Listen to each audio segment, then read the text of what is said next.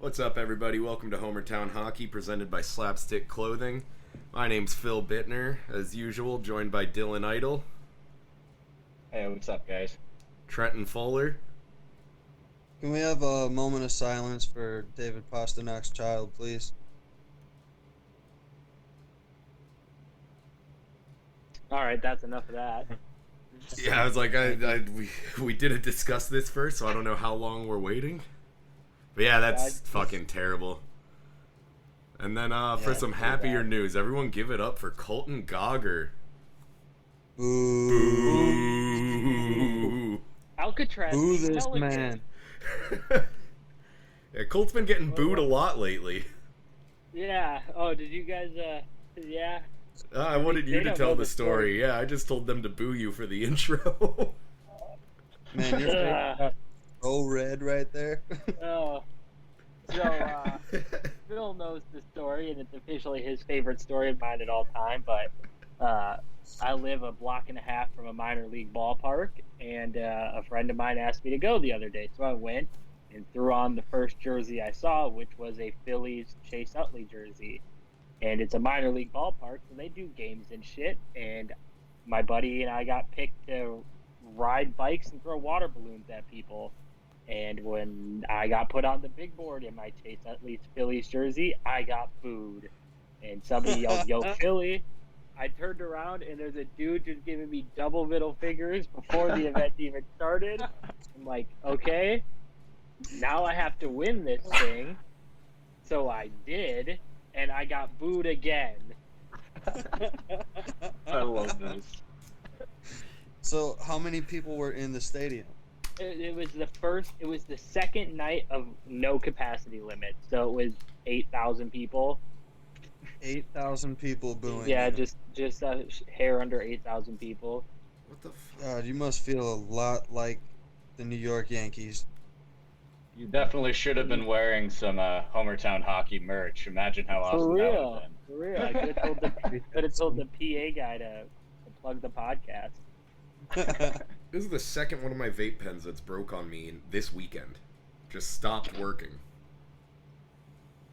Rip. Why- been. I saw you angrily hitting that pen down there in the corner without saying anything about the story. It's He just, knows I it. just He love. loves He it called so me and much. he's like, "Dude, I got booed at a minor league baseball game," and I expected it to be like he was like drunk and did something fucking dumb, and people started booing. But that's even better. It was the whole 8,000 That's people weird. booed you. Yeah, all because I was wearing a Chase Utley jersey. And then some random dude in a beat-up ass old Phillies hat offered to buy it off my back. I'm like, fuck, get out of here, you weirdo. No fucking chance. So How yeah, much I did got he offer? He didn't, not what I wanted. I would have really sold for the Phillies Chase Utley jersey because it's a rare.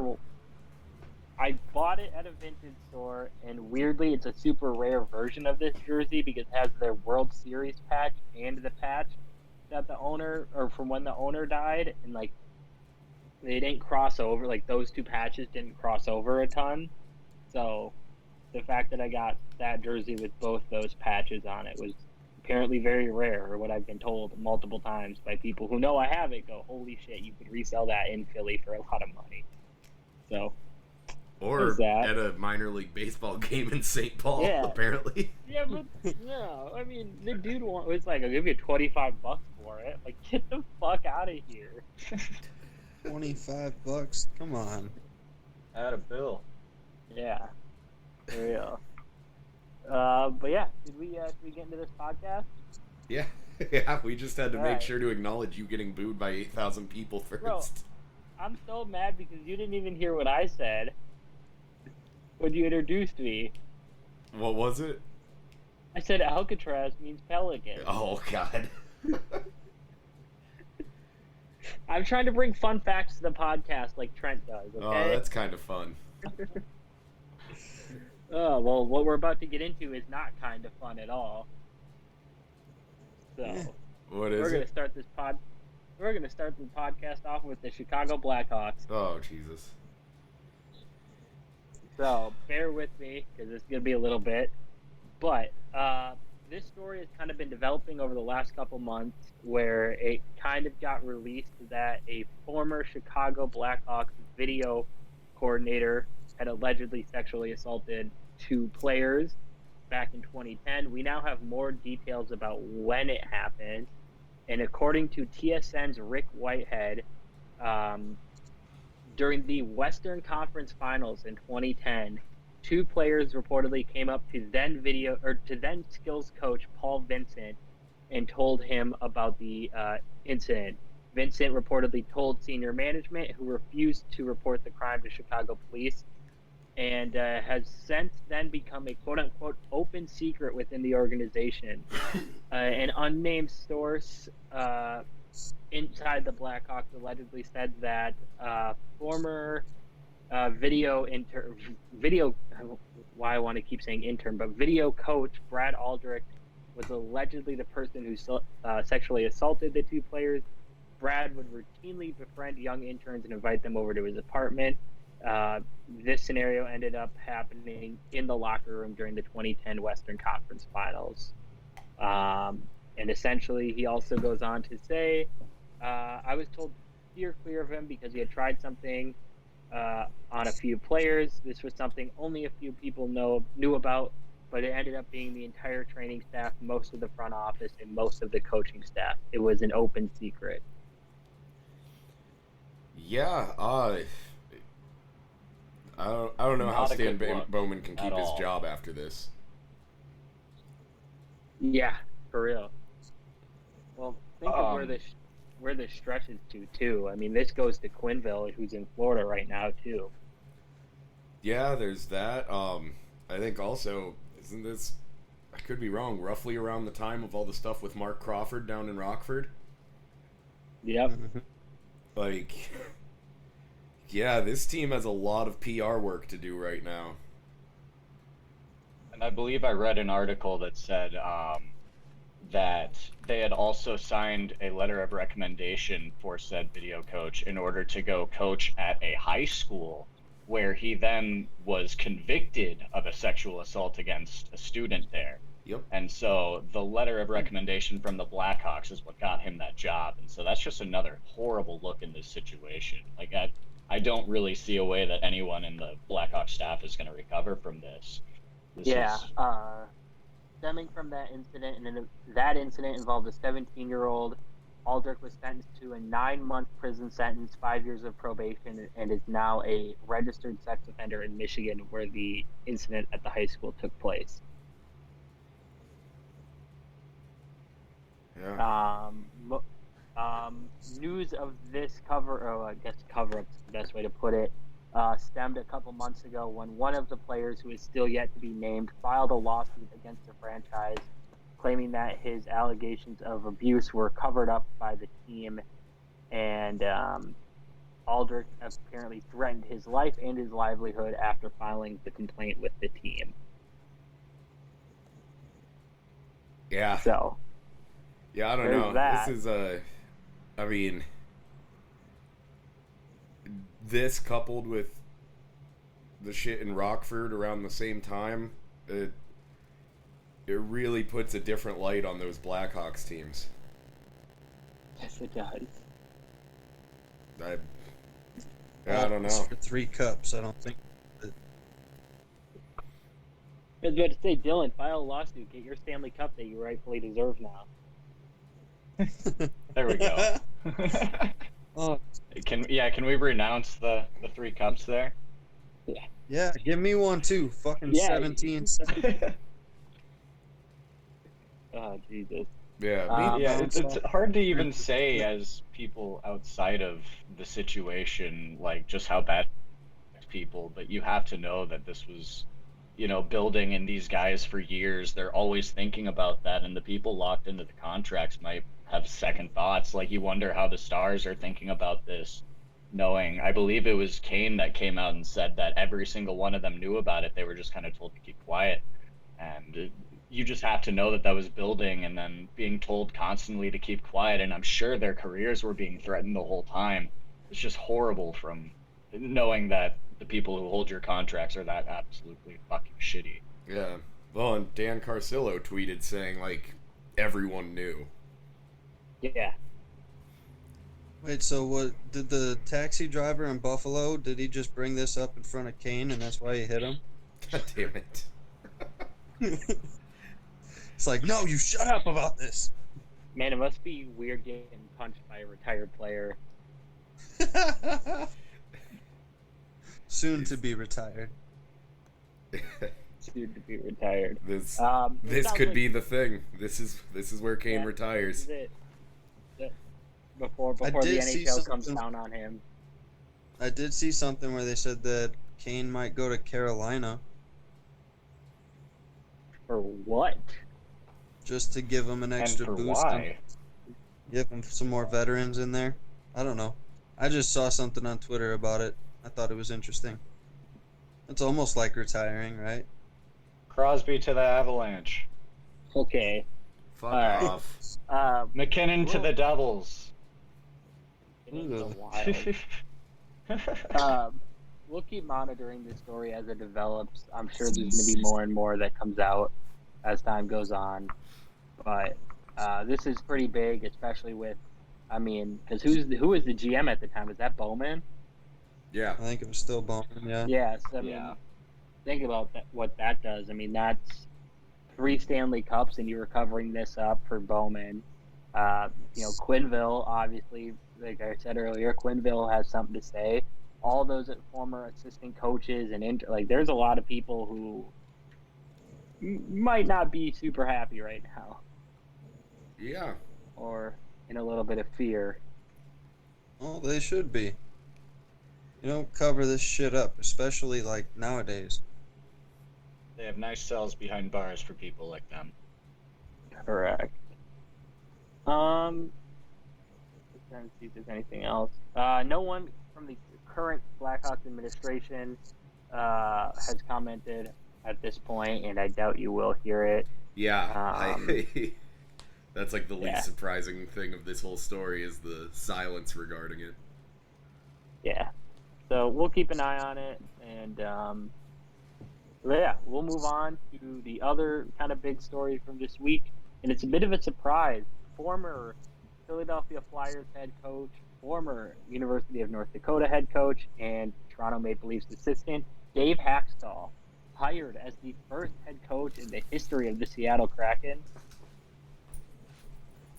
So there's that. Was that a stop? As in Did stop Phil recording? sleep? I think he did. Or is that a stop recording? Walked out?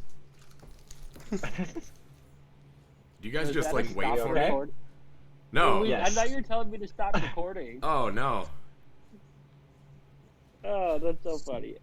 Anyways, okay, Dave Haxtell hired as the first ever head coach in the history of the Seattle Kraken, when a lot of sources were pretty much saying it was hours or days until Rick Tocchet was announced as the head coach. Trent, I'll let you start with this one. Confused more than anything, just as to how badly the whole situation was being reported. Because if they hired this guy, they must have been talking to him at least a little bit, and I didn't see one thing saying that anybody other than Tocchet was going to be the coach. Yeah, I don't remember who the writer was, but there was a writer who tweeted out when this went down, who was like, this wasn't even somebody we were told was on their radar. Like, they were Yeah. stunned by this. Dylan, what do you think?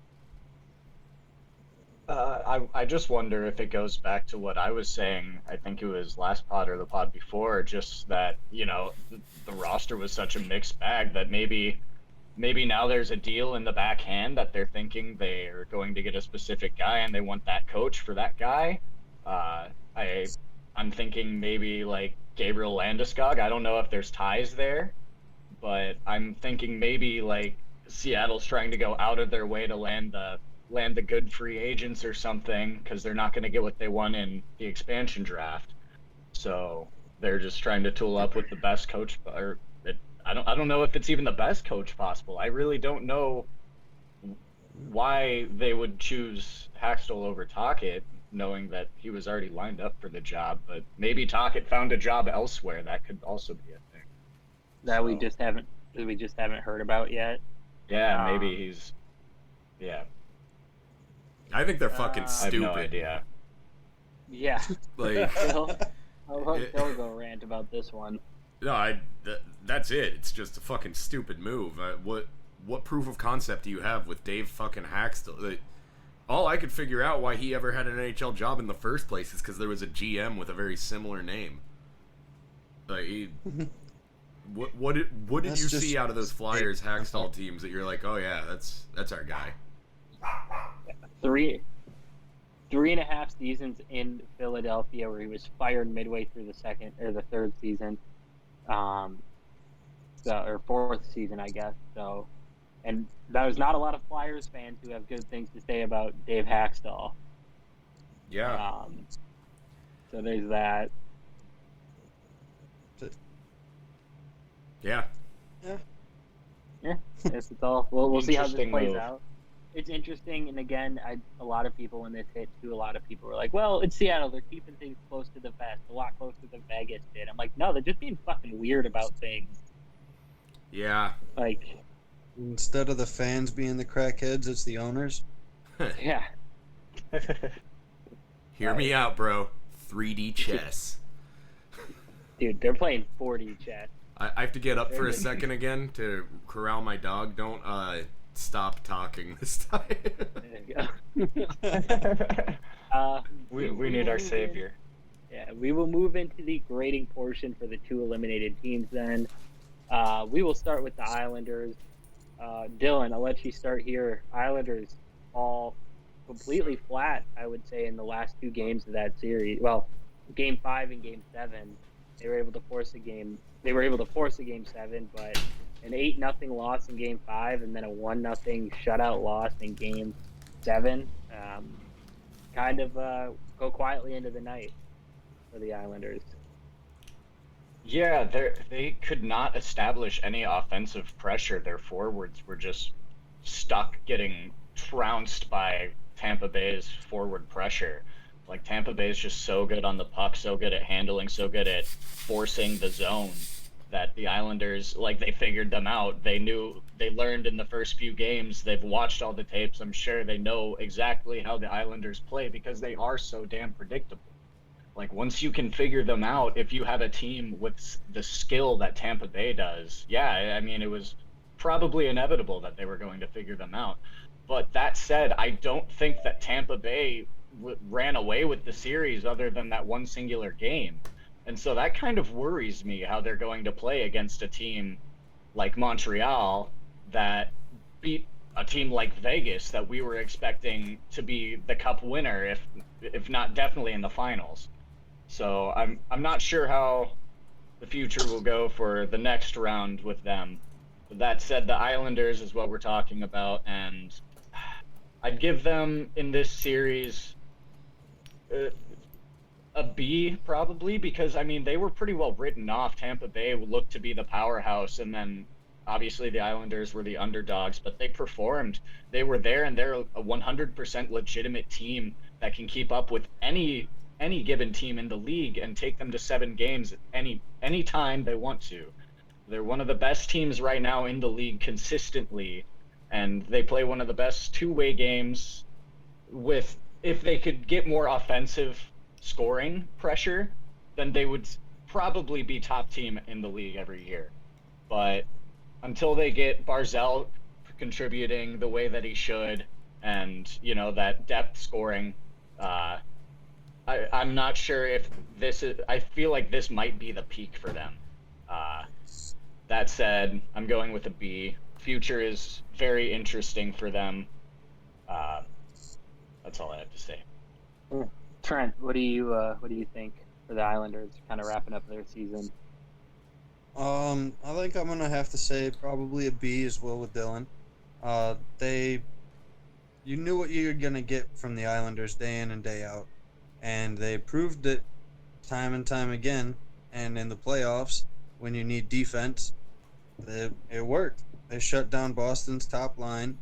In the games that they did win against Tampa, it was all just because they just kept putting pressure on them, and Tampa just eventually couldn't withstand the pressure. And without Matt Barzal going, the Islanders don't have a chance in hell to even see the playoffs. So if he doesn't get any Hart votes, I don't know what the hell's going on. For sure. Phil, what do you have to say about the Islanders? An emphatic fuck the Islanders from me. No, I mean they had a good season. I don't think I even had them making the playoffs. They obviously had a good year. So I guess I got to give them like B plus A minus range. Every year I keep thinking it's a fluke, and every year they keep doing it. I mean it's hard to believe that a team nowadays can play good enough defense. Like as the league has so much more offensive talent than ever. It's harder and harder each year to believe that they're going to do it again and keep getting by just playing the defensive game they do, but they do. I do kind of think, though, as much as they're going to be up there every year, I don't really see them ever winning because, I mean, they don't have... You can only do that grinding it out to win those low-scoring games for so long before eventually you find the unstoppable force in Tampa. Or a team like that. I don't know. So, for all of our sakes, I think they will never make it further than they have been, but 2 years in a row in the semifinal, whatever. I get there's a conference final trophy being awarded, but just conference final. Yeah. It's 2 years in the conference final. So yeah, I don't know. B plus, A minus, but fuck them. Yeah. Same thing. I'm kind of a mixer of all of you guys. Like, I think there are definite things they can go out and fix, but also there's a lot to be said about back-to-back years with this conference final appearance. So take that for what you will. I know Phil was a little down on the Islanders coming into this season, where I think I had a little bit more respect for them than I think a lot of people around the NHL did. But yeah, there was something that was missing, whether it's, so as good as Sorokin and Varlamov were all year, were those truly two guys to get it done long term? Matt Barzal is a big question mark going into next season, what they are going to do with him. Do they go out and add another scorer? Do they have somebody coming down the pipeline to pair with him? There's also those two additions they had at the deadline, Palmieri and Zajac. What is that going to look like going into next year? Anders Lee's coming off a long-term injury. What's that going to look like? A bunch of question marks for them coming out of this, but I still think they had a really good season, so I'm in the same thing, B plus, A minus ish range. We all in agreement there? Good season, just came up short again. Yeah. Then we will go on to the technical Western Conference, I guess, and the Vegas Golden Knights yet again fall in the conference finals. Dylan, I'll let you go with this one.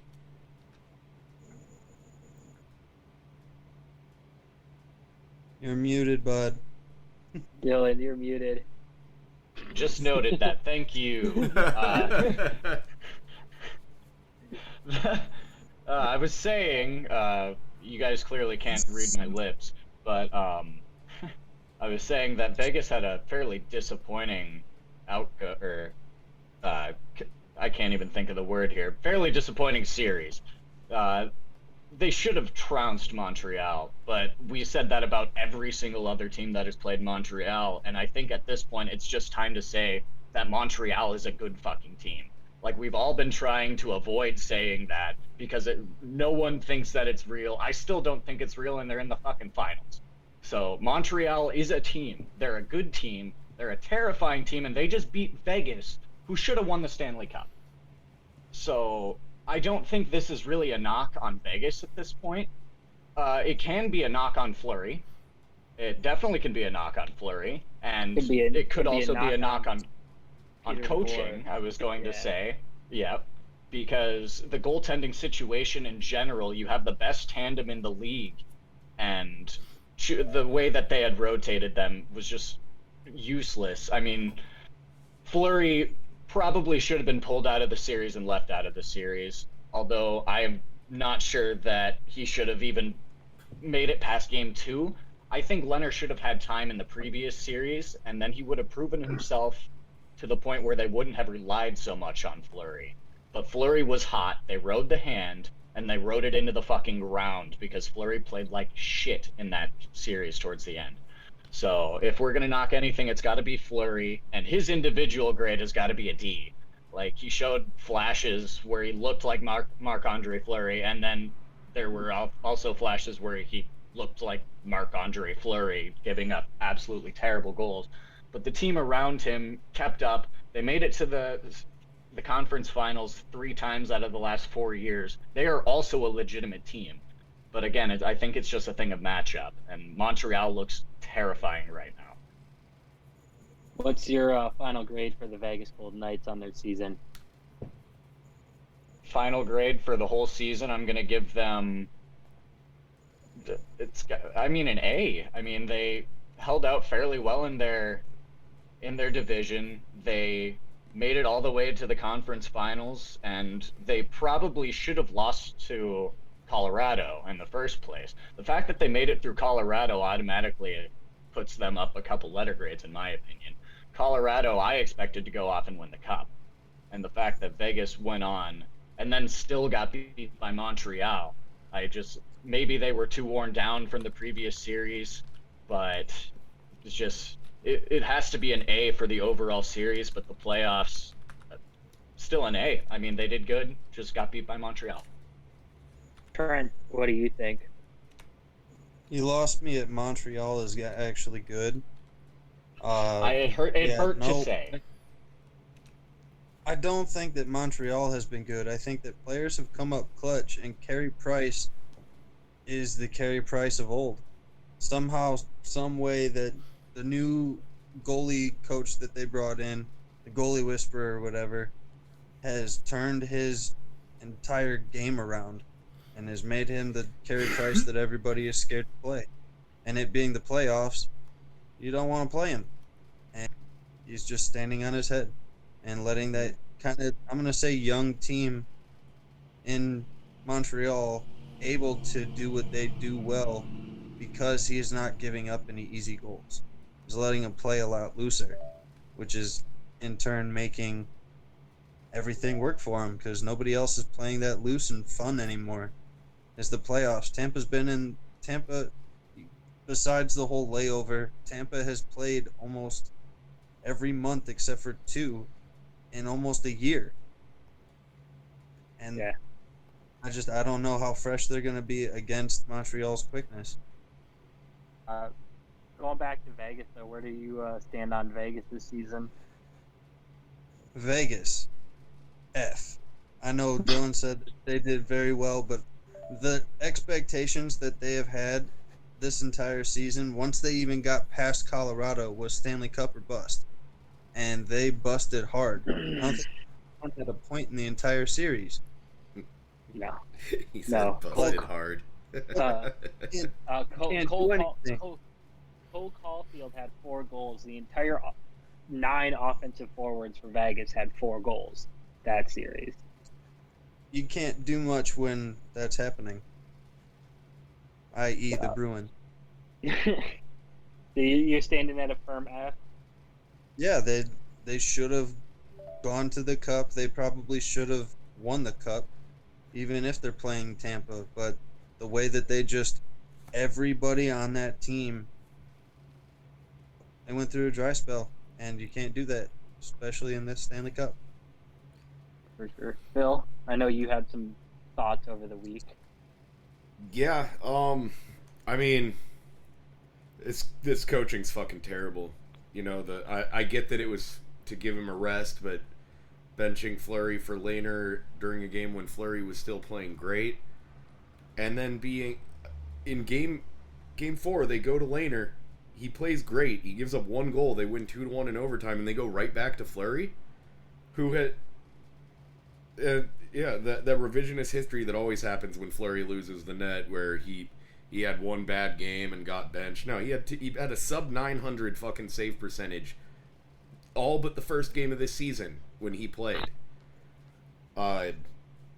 I don't understand how after those 2 games he had with the below 900 save percentage, followed up by Lehner playing great in Game 4, what Fleury is doing in net in Game 5. And then, to DeBoer's credit, he does go back to Lehner for Game 6, but I mean, it's a little late there when you're down 3-1 in the series, or 3-2. I don't understand Pete DeBoer. I don't understand how he ever got this job.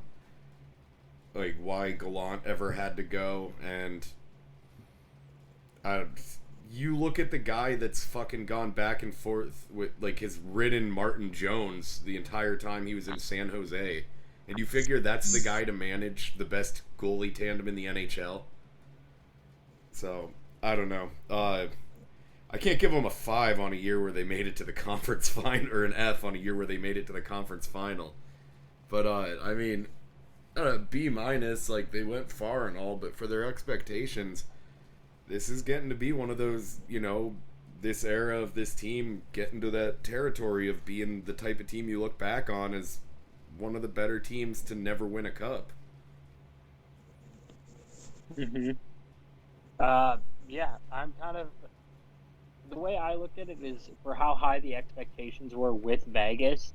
There were points they struggled with the Wild, and then they really put it down on Colorado and played really well against them. And then obviously the Montreal series happens where just everything went cold. I mean, their big guy, Alex Pietrangelo, I didn't think he had a particularly good playoffs.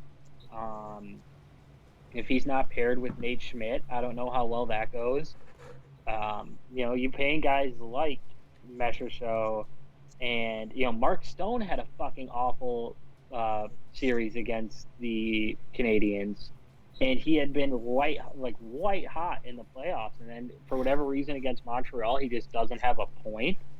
It's fucking crazy. And then we've talked about it at length, at least Phil and I have. Peter DeVore's decision making, just refusing to maybe even jumble up lines a little bit, but yet he'll jumble up his net.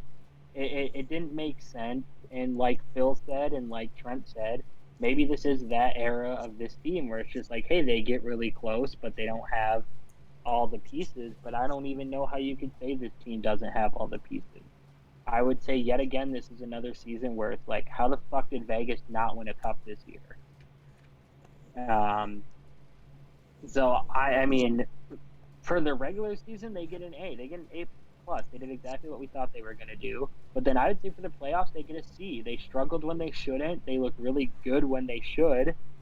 And then ultimately, they went just ice cold against, maybe the best goaltender in the world right now. But we will get into that.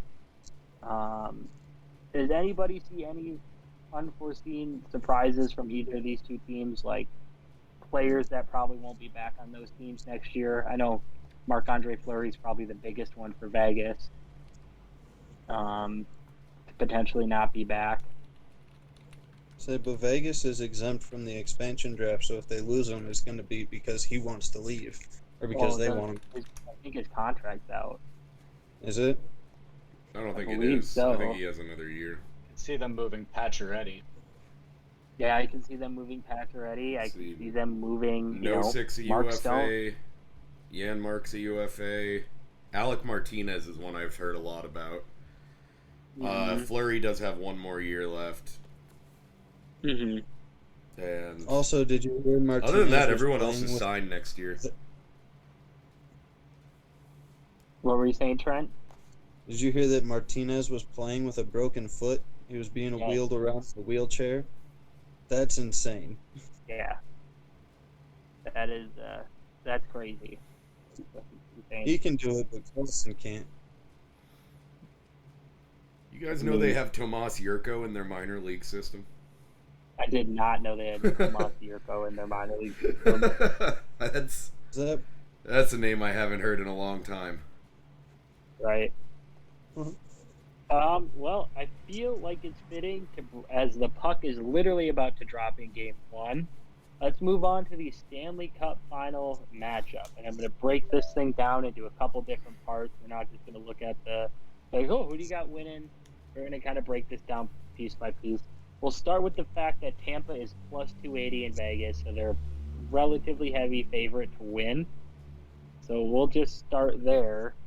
But we'll also start this matchup of Montreal versus Tampa from the offensive side of the puck. Dylan, where do you see the advantage? Who's got the advantage, and how does that team, capitalize on that advantage on the offensive side of the puck? Specifically for offsides, it's pretty clear that Tampa has the advantage here. I mean, you have Braden Point performing at MVP levels right now. You have Kucherov, who is a question mark, but I could see him potentially returning in this series and putting up huge numbers. You have Yanni Gord performing on the third line. You just have ridiculous scoring depth from that team that I don't even think it's contested. For sure. Phil, what about you? Offensive side of the puck for this matchup. Are we serious? Is a thing we're gonna go This- through just for all of this us is to how say that Tampa's way fucking better on offense? Hey, man. I'm just looking for offense to score. You bring it up however you want. Yeah. Tampa by miles has the offensive advantage here. Yeah. I'm going to assume you and this fucking ambulance are going to agree that you have Tampa with the offensive advantage. Yep. Yeah, I mean, obviously Tampa has the offensive advantage, but then again, I mean, Montreal's not supposed to be here, and they're kind of winning based off scoring too. They've, look at the Winnipeg series, even the Vegas series at points, they were able to hang in offensively with them. But yeah, it's obviously Tampa here with the offensive advantage. Let's move back to the blue line, defensive advantage. Phil, where do you stand there? I mean, probably still Tampa. I had this really nice bit where we'd go through everything. What's the point? On paper, Tampa is way better, except for in goal. And at that point, it's a draw right now. Yeah. But Montreal has proven that on paper doesn't really matter. Yeah. Yeah, but then defensively, look at what Montreal has already had to play. You're just going to throw them another team that they've already taken care of pretty well. I mean, it's not like it's not like their defensive blue line has been lacking. Like, Shea Weber, for being a million years old, is playing really well. So is Edmondson. So is Cherio. Like, all those guys are playing really, really well. And arguably, I think they got a tougher task for a style of wanting to go against the rush than Vegas. There's not a team who relies more on rushes in the NHL than Vegas. Maybe Colorado. So I think you're giving a Montreal blue line that's already been really steady this entire postseason and giving them just another, like, hey, you've already done this twice. Like, go do it again. Yeah. Then you get to this power play unit of Killorn, Point, Kucherov, Stamkos, and Hedman. I mean, come on, man. Yeah, they've played some good offenses, but not this. Montreal's penalty kill is number 1, though. And they are just dominating. They played a team known for going cold in the playoffs, missing their captain. They played a team who shouldn't have even been good this year without their goalie, with their best player hurt. They played against third-round Marc-Andre Fleury. This happens with Vegas all the time, or with Fleury. I don't give them as much credit for beating Vegas as everyone wants to, and their goalie did what he does every year. He melted down in the third round. They're a good team, but this is Tampa in 5, if I want to be generous. Oh, we're going to predictions already? I mean, I still had stuff, but it's cool. I mean, we can. All right, what else? I don't know, man. I don't see. Maybe goaltending. That's the only place I think you can argue that Montreal has the advantage. That's what I was going to bring up. And if there is a way for Montreal to steal this series, it's in net. It's Carey Price who's playing out of his fucking mind right now. Dylan, I can see you're bugging out of your chair to say something. No, I'm just also thinking that Montreal had a lot of short series. They're going to be really well rested compared to Tampa Bay, who's gone 7 against Vegas. or God, I'm mixed up here. Uh, they went 7, and I totally lost my train of thought here. Colton getting But up no, for some reason just threw so everything out of my head. But I can guarantee you. I can guarantee you. I know what you were going to say. The Maple Leafs, or not the Maple Leafs, the Canadians have kind of cruised through this playoff and not had to play a long series. Where Tampa, on the other hand, has they had 1 7-game and 1 6-game series. So So did how Montreal. well Yeah, Montreal took Toronto to 7, they Vegas took to 6. Toronto to 7, First and round. then it was Vegas was But 6. They had one short series. they had the 4-game sweep of. It's also, you have to think of, I would say, coming off of an Islanders matchup, if there's an advantage of who they just played, I think Tampa has an advantage in the fact that the Islanders don't switch up how they play game to game. And as we've seen this whole playoffs, neither does Montreal.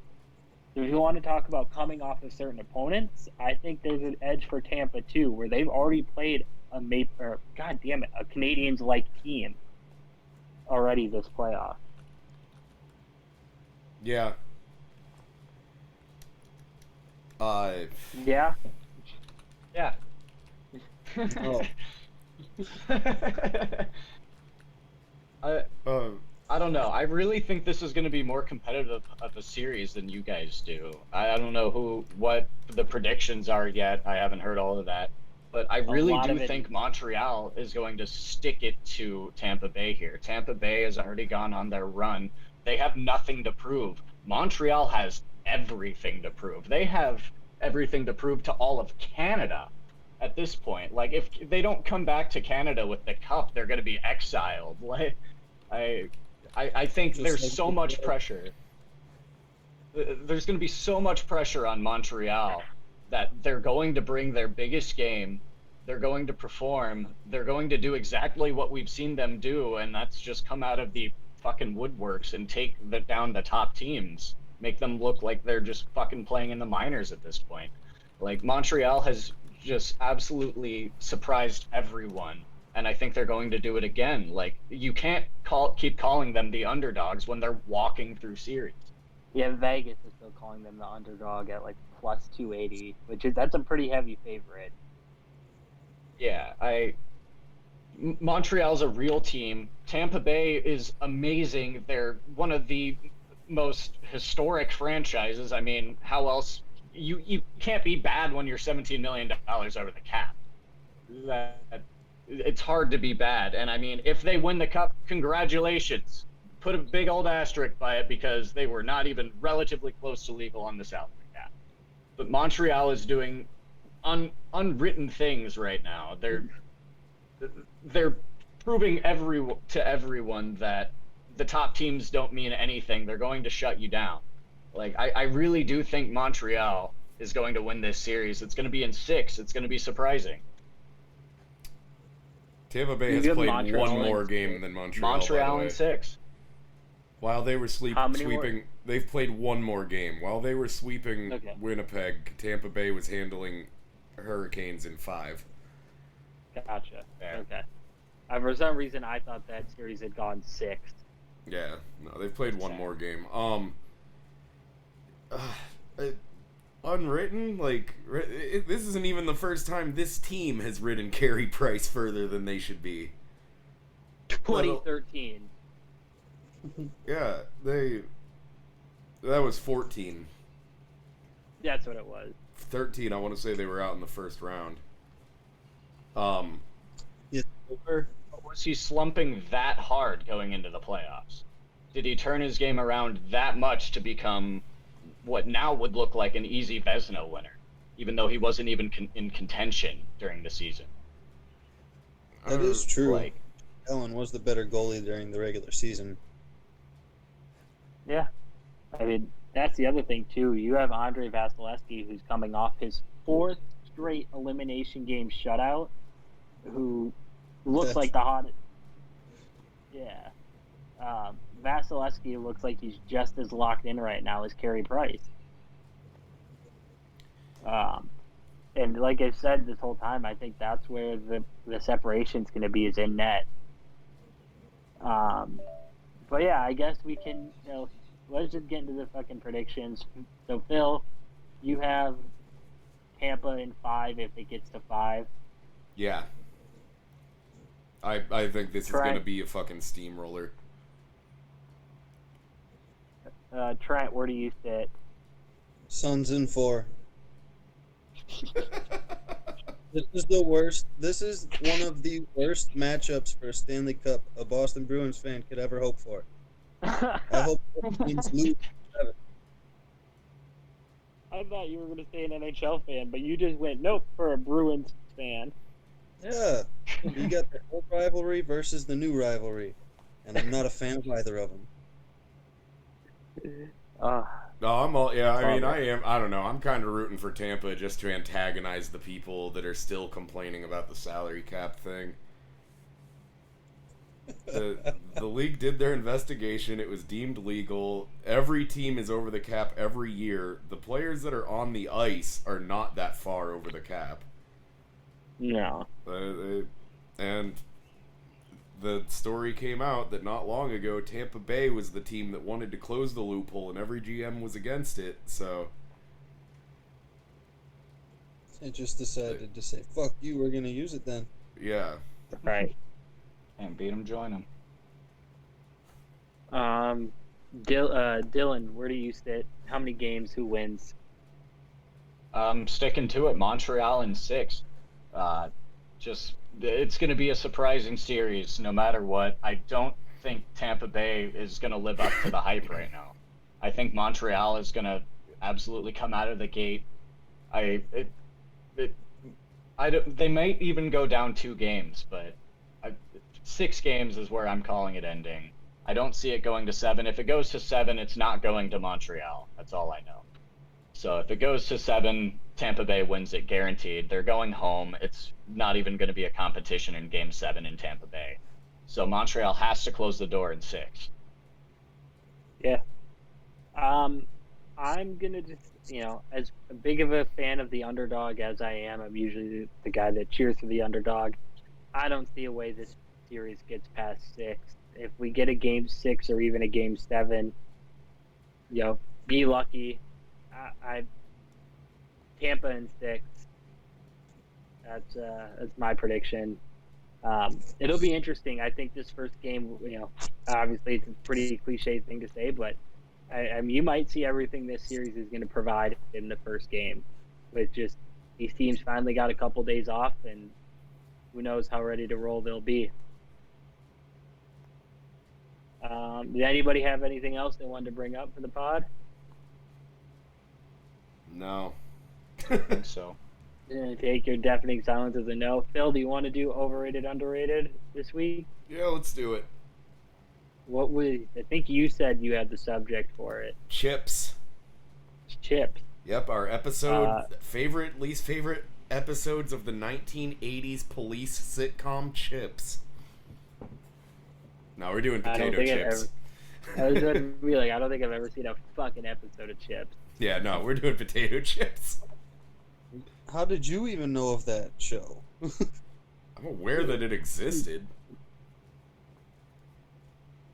I don't know. You have no That was idea even the a things I thought know. back then. My babysitter used to alright. watch it sometimes. My dad watched it a few times. Never heard of it.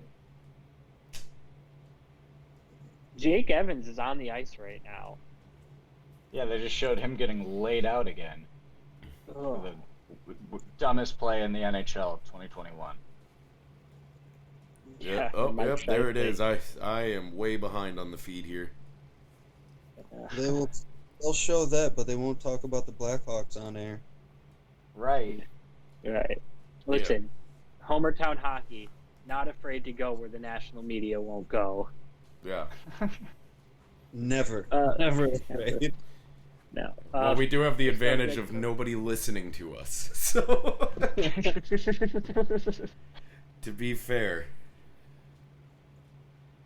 So, You yeah. need an audience to get canceled. Yeah.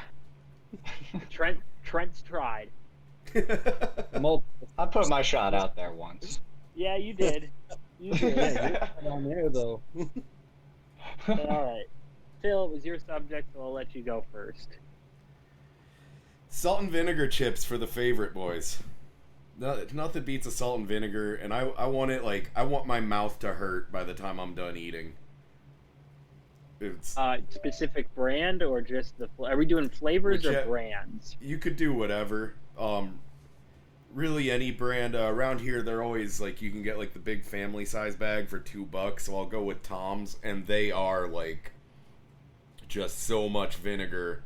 It's like your mouth starts to dehydrate, your lips are cracking, everything hurts by the time you're done, and it's amazing. Glutton for punishment. Trent, what is your favorite? You ever go to a Mexican restaurant? Those chips. Tortilla Tortilla chips? Yeah. Not any specific kind of tortilla chips. The one that you get at the restaurant when they're freshly made. Those are my favorite chips. Okay. So fresh, handmade tortilla chips. Yes. All right. You know how to make tortilla chips, don't you, Trent? Say what? So you know how to make tortilla chips, right? I think so. You literally just cut up a tortilla and throw it in some oil. Oh, is that how you do it? Yeah. Okay. Trent's gonna be eating Cooking tortilla lessons chips with during Homertown the next hockey. episode. Yeah. I've worked in kitchens for like 13 years, right? I know how to make a chip. I was confused for a minute. I thought you didn't know what they were called. Yeah, same. But yeah, no, yeah, fresh made tortilla chips are pretty great. Especially if they put like the thick, like the margarita salt on them. The big salt. The big salt, baby. The crack rock salt. Yep. Yup. Dylan, what is your favorite potato chip? Okay, I got two here. One is going to be the honey barbecue Lay's, specifically.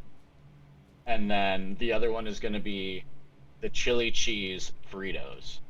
Ooh. Those definitely got me through some of my late night third shift jobs. That and a Mountain Dew is all I ever need. We're the same type of person because I love those little honey barbecue twists. Those Ooh. kick ass. Yeah. Yeah. But my favorite potato chip of all that we're strictly sticking to potato chips. It's any kind of the kettle cooked barbecue flavored chip. I don't know about you guys. I know it's a Midwest thing, but the Old Dutch brand, the double kettle cooked black bag barbecue chips. Oh, those are my shit. I fucking love those things. So that is my favorite. Phil, we'll jump over to you for least favorite. So, least favorite chip is a little tough for me because I like all chips, pretty much. But I've been seeing them at gas stations. It's like Packy or something. Like the name of it. No, it's not Tackies. I like those. This is different. They have these chips that are supposed to be ghost pepper flavored. Oh, Pocky. The Yeah. Pocky chips. Yeah. That thing is fucking disgusting. Like, I like stuff with ghost pepper. I like really spicy food.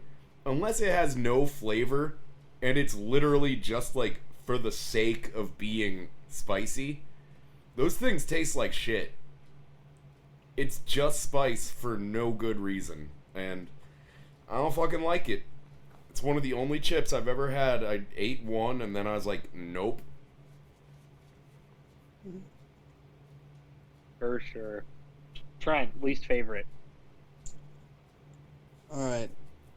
I know this isn't really a chip, but I'm going to say least favorite because they don't call it a chip, is the British version of fish and chips, where it's just Yeah. fries. God. Your least favorite chip cannot be fucking French fries. But it's not a chip. It's the least favorite. British people call everything wrong. That's why we don't listen to them. And stop calling it fucking fish and chips. Surprise. Your favorite chip cannot be a potato. Although, isn't that technically what potato chips are? Hold on, are we onto something here? No, I said it can't. No, I just said it can't be French fries. They're not French fries. They're called chips. Braden Point. See, Did you yep, s- Braden Point with the goal. There we go. He Yup. needs one more point Oh, now. there's your bet. There's 2 of my bets. I need him to lead the series in goal scoring, and I need him to have 2 points tonight. We love it. You're off. Nice. I think Cernak scored, though. Oh yeah. It was Wonder tipped. if- Yeah. Yeah, Saranac scores, but I think Braden's gonna get the secondary assist here. So either way, you get a point. You know, you have your point. Yeah, that helps me for Ah. tonight. Thank you, Dylan. Dylan, what is your least favorite chip?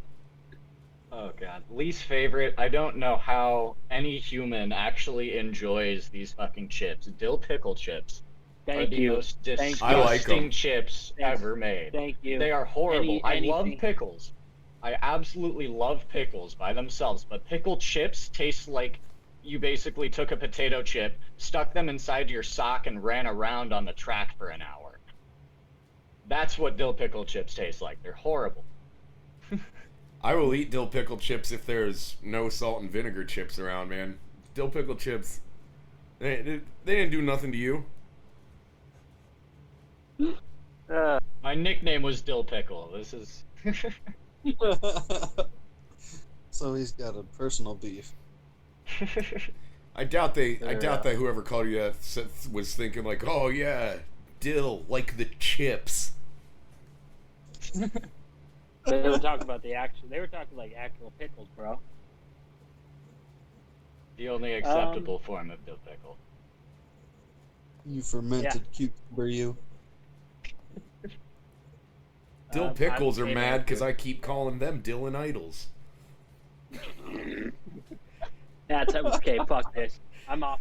I quit the podcast. I quit the fucking podcast. That was... Well done. Fuck that. So dumb. Can I Yeah, get fucking a Dill Big Pickle. Mac, extra mac sauce, no Dylan Idol? Straight up, I'm not showing. No, straight up, I'm not showing up next week. I'm just not. I'm just not doing it. Colton, I'll what's give your it- least? Yeah. It's a dill pickle. Okay. We can just move on to. You mean overrated. Dylan Idol chips? Yep. The more you say it, the less of a threat and the more of a promise it becomes. See, but you're still here right now. Well, all right. Yeah, Phil, overrated. Well, based off of your favorites, this isn't going to be a popular one, but barbecue chips. It's one of the last chips I ever fucking decide to take, but I mean, it's like the staple. You can't make chips and not have a barbecue chip unless you're Doritos. Yeah. But yeah, I don't know. I think they're fine and all. I never go to them, but clearly they've got to be like one of the top selling brands. That said, the exception is the Fritos Twisty Barbecue. I will fuck those up. Mm-hmm. Trent, overrated. Bugles. What, just specifically, like, Bugles is like a shape of chip. Yeah. It's just don't like the shape. it's a chip, man. It's a chip. It works. It's- So is that like all? I think it's a corn chip, right? Is it all corn chips that you hate, or just the specific shape? Well, of I do like the Bugle? flour. Do like the flour tortilla chips. No, those are actually usually corn tortillas that they use to make your tortilla chips. Oh. Maybe in Minnesota. no, at restaurants, it depends. I feel like at restaurant, like if you're talking about like I think it's about down the middle with like where you get your tortilla chips. Nah. Like your typical like Tostitos and stuff, that's flour. Yeah, I mean that's flour. Well, Bugles no, are corn though. Yeah. Okay. So Bugles, you fucking hate Bugles, huh? Yep. I don't think they should be worn on your fingers first. You know. Dylan, overrated chip. Overrated is going to be sour cream and onion. They're good, but you eat one of them and then you eat the whole fucking bag. There's no in between. You either eat one or you eat the entire bag. Your mouth feels like shit and your breath is so fucking terrible that you can kill every bat within 100 miles. So my girlfriend is gonna punch you in the fucking the face.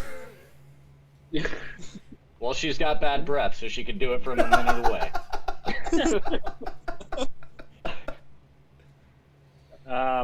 Overrated for me. This is a controversial one, but the nacho cheese Doritos. I can see that as overrated. I actually, I thought about going with the Cool Ranch. Yeah, okay, there's a debate here. There's a debate here. Okay. Between you two, I gotta see it. Cool Ranch versus Nacho. I'm a Cool Ranch guy. I'm staring at an empty bag of Cool Ranch Doritos across the kitchen from me right now. So what? So that empty bag should be in the garbage. Well, I mean, it is in the garbage. I can just okay. see the garbage from here. Take your garbage out. I'm going to. That was the plan. I'm an adult. Leave me the fuck alone. When's garbage day up there? I don't know. That we have a garbage chute. I just throw it down and it disappears. Brilliant. Nice. But yeah, no. Nacho cheese Doritos. I don't think. My thing with nacho cheese Doritos, though, is that they were in every fucking field trip lunch or just school lunch you ever got, and I think I just got sick of them. How did they ruin your lunch? No, I'm saying, like, I got sick of them. Like, I don't think they've ruined the lunches. So you eat something too much and you get tired of it. Yeah, I think I just got tired of it. It's my thing with ice cream. I ate so much ice cream as a kid, I really don't eat ice cream that much anymore. Okay, so on that, we can just, like, invalidate the rest of this opinion. Doesn't like ice cream. I didn't say that. I fucking love ice cream, but I keep it to like a strict like treat for myself. Like I don't like I know people who have like will always have tubs of ice cream in their house, and I'm not one of those people. I'm not that person. But yeah, nacho cheese Doritos. I just think I had so many of them as a kid that I'm just kind of sick of them at this point. You also never get like. I don't feel like they're ever fresh. I feel like you always get soggy Doritos. So.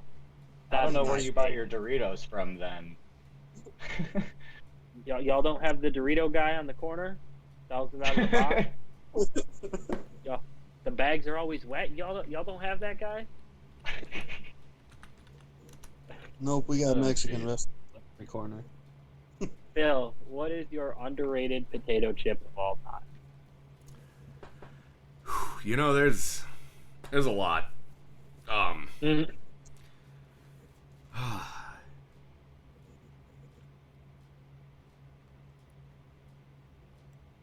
I might have to go with the buffalo and blue cheese Doritos.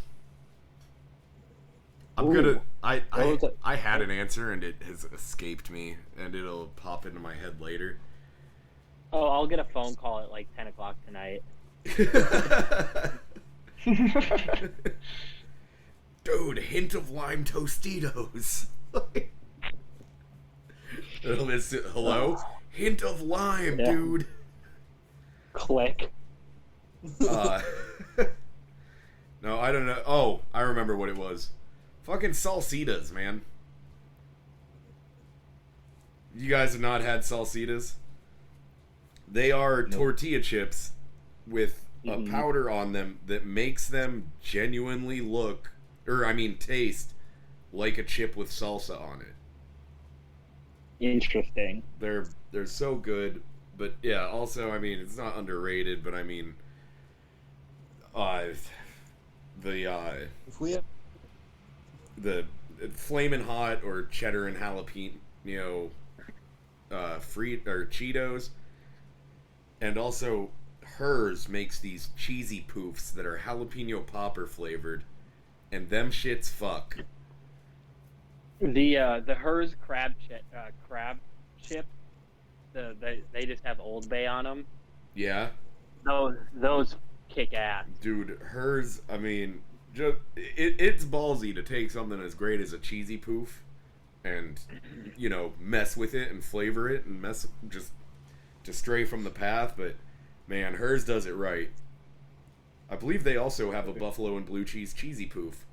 But yeah, as far as I guess, just because what doesn't sit right with me about the buffalo and blue cheese Dorito not being more popular is it's a goddamn Dorito. Like, Doritos are everywhere, and that's I guess, like, as far as calling them overrated, it's that you just see those same two flavors everywhere when they have so much more. Right. And Munchos. No, okay, I know what Monchos are. Munchos, fuck. Trent, underrated potato chip. Ruffles with cheddar. The cheddar and sour cream Ruffles. Yes. Those things Yeah. fucking rule. I agree. I eat them shits till I Those get are the canker other sores at work. So those were the other ones that came in the school lunches. Yes, they were. That was a good. Y'all ever lick the flavoring on your chips? Yeah. Like, I would say, You just I let would them sit say- in your mouth. Like an Oreo? Yeah, kinda. I Forget I would said always anything. kinda weird. Yeah. You just have Phil over here licking chips.